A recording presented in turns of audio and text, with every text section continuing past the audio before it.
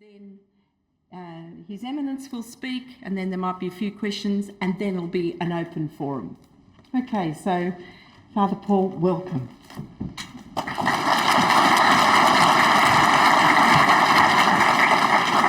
Thank you, Phil, very much.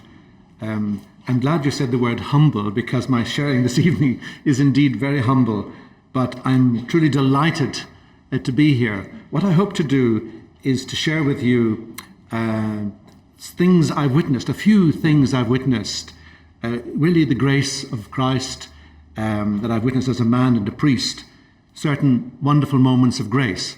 Already I have to say, just being here today has been a real grace. It's a privilege for me to be part of this. The good Cardinal, His Eminence, was to speak first, but he humbly asked me to speak first, and I feel like a very poor John the Baptist. I'll do my best. 3 places I'd like to speak of, and as briefly as I can. I live in a place called the Convito San Tommaso, Convito Internazionale San Tommaso in Rome. It was originally the Irish College in Rome. Now it's a college for young diocesan priests from developing world, mostly Africa, but it's run by the Dominicans, so there's 2 of us there, and I'm very happy to be there. I also teach in the Angelicum. But I mention it particularly because when Mary MacKillop came to Rome, this is where she stayed, in the same building where I'm happy to be. So it's a little link with yourselves. I mention it also because it's one of the things I've witnessed happily in the last 20 years now that I've been living there. And we have these young men coming from developing world, mostly poor background in terms of finance, but not poor in any other way. Really, I have witnessed what I could call the fruits of the Second Vatican Council, because they're even getting better every year. They're wonderful men, great priests, men of prayer, men of the mission, concerned with the needy and so on. Really, I have been humbled by their presence. It's a joy for me to celebrate the Mass with them and to be close to them in every way. That's one context, and there are 2 other contexts I'd like to mention. The second, where I've witnessed grace, the grace of God. The other is before I came to Rome, most of my priesthood was spent in Ireland, and I was living in a place called Tala, which is a beautiful priory, but surrounded by a very, very poor area. And there were many people suffering from drug addiction, alcoholic addiction, other addictions, and people going in and out of prison as well. So I began, although I was teaching university and other places, my life was mostly, in terms of hours in the day and the week, happily spent with people who were trying to recover from these addictions. And I witnessed such healing, such change of life. I have almost never seen anything like it in the Dominican order, but I saw it in these men and women. Remarkable. If people walked without legs, I couldn't be more impressed by the grace of God. It's when human beings are shipwrecked, really when they seem to lose everything, and then they seek help from God or from others or both. When they come through, they are somehow transformed within. They become more alert, more attentive to the needs of others, and more truly compassionate. And that's the grace of God's Holy Spirit. It's a witness to me of what God is really like and what God can do with all of us. Over and over again, I saw that. Let me give you, if I may, let me tell you one story. It's not about Dublin, but I also had the opportunity, as now, to go to different parts of the world to preach. And when I was in South Africa for a number of months, during the apartheid time, I had an experience of meeting a prisoner on death row called Christopher. He was a young black man, Protestant, though he had never practiced his faith, 23 years old. I had met his father, Michael, when I was in Cape Town. The first week I arrived, I'd been in a car accident. I needed to be taken to hospital. Michael drove me there. It wasn't his car, of course. And I changed the times of my appointments so that it could be easier for him. And he trusted me, I think, and then told me the story of his son, Christopher. They had no news of him, himself and Lena, his wife. And eventually I asked the Dominicans if they'd pay the money. And so the father and mother of Christopher went up and were able to visit him. Then I thought, I'll try and visit him when I go there, but it seemed absolutely impossible. First of all, you have to be actually a South African or living and working in South Africa to get into prison, never mind death row. And of course, I was just a visitor. Also, when I got that far to Pretoria, where Christopher was, martial law was declared because there was a threat of civil war. So all the barriers were there. But I thought, well, I'll give it a go. So I went to the prison, and they treated me very badly, actually, and they slammed a door in my face and sent me to the wrong door, kept me in the heat. I asked if they had the telephone number of the head of the prison. It was a Major du Toit. They gave me the wrong number, which I knew they were giving me the wrong number. But by the grace of God, I'd met a marvellous woman, a German sister called Sister Gerda. And I phoned her up and I said, do you have the real number? And she did.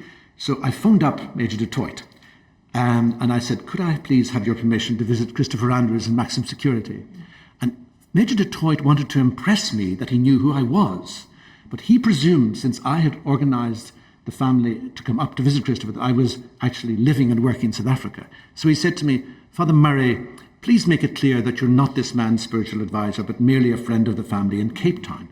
So I said, so if I go tomorrow, would there be any problems? He said, problems? We have no problems in this country. So I said, thank you very much. And I put the phone down very quickly, you see. I went the next day, and it was a complicated, long story, but by a miracle, I got in.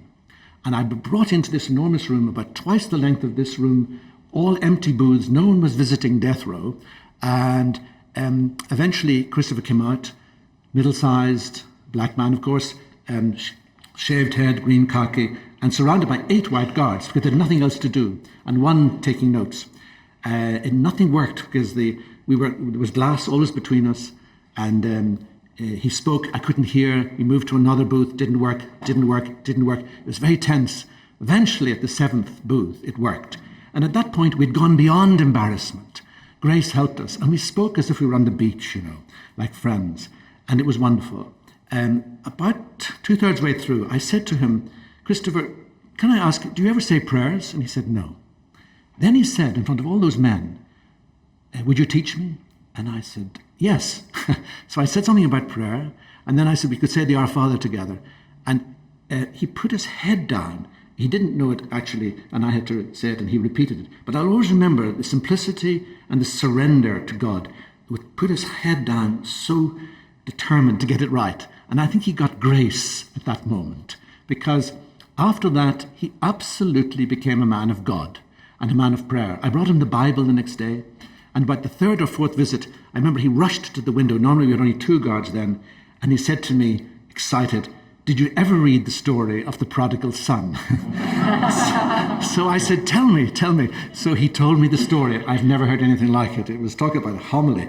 It was astonishing. But it was that marvellous grace. Then when I was leaving, I said to him, Christopher, if they go forward with this, I'd like to keep a vigil with you, so the Dominicans will let me know. In any case, we could write to each other. So we did write to each other. In the beginning, dear Father Murray, if formal, and then eventually, dear Father Paul.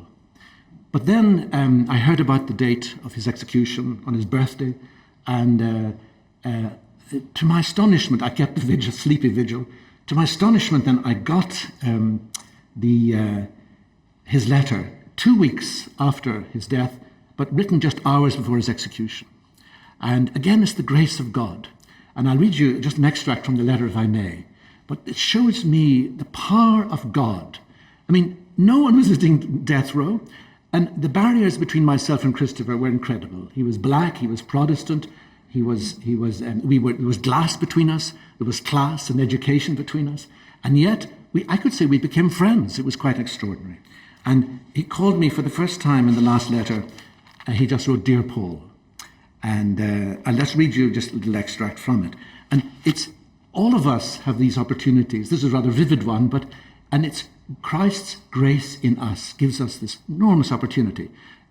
We are really nobodies in one sense, and yet, as that beautiful prayer, God uses our hands and our feet. It's an enormous privilege to be caught in this new wave of grace, as the prayer has it. So, dear Christopher wrote, at one point in his letter, God knows my feelings right at this moment as I am writing this letter. But surely I can tell you that I, free as I've never felt in my life, and the happiness to know that my union with him, with Christ, will be glorious, fills my moments of life with joy and gladness. Well, I wish you all the good in the world, and may you always think of me as you did in the past, because to know that you did was a great consolation to me. And may you go from one luck to the other luck all your life. Let the gospel you preach bring blessing to those who listen, and may God lead you from one truth to the other. I hereby bid you goodbye, my brother. May the Lord go with you wherever your journey takes you. Farewell, my friend. I loved you as myself, and I am glad. Your friend eternally, Christopher.